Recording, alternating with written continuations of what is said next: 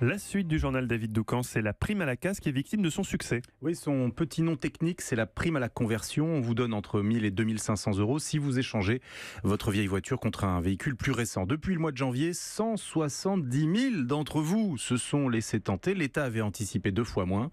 C'est donc un casse-tête. Écoutez le reportage de Pierre Herbulot. Un versement dans les tout prochains jours, c'est ce que promet l'État et ça soulage Jérôme Demont à la tête de plusieurs concessions automobiles en Ile-de-France. Lui a avancé la prime pour ses clients et attend plus de 500 000 euros. La trésorerie, elle sert pour l'ensemble des activités. On ne peut pas affecter la trésorerie à telle ou telle utilisation. Donc en fait, ça vient perturber le fonctionnement normal de nos entreprises. En plus des professionnels, des dizaines de milliers de particuliers attendent aussi leur chèque. 2 000 euros pour Adeline, indispensable pour elle qui gagne un petit salaire. C'est la prime qui l'a incité à changer de voiture en avril, alors elle digère mal ces longs mois d'attente. Nous, quand on a une somme à payer, on ne nous demande pas notre avis, on ne nous demande pas si les fonds on les a ou pas.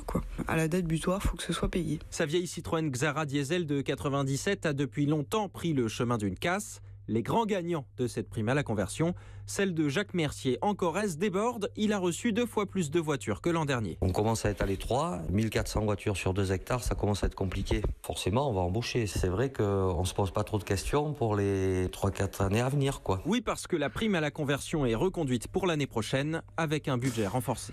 Notons que le gouvernement vient de débloquer en urgence 85 millions d'euros pour répondre à la grogne des particuliers que nous venons d'entendre.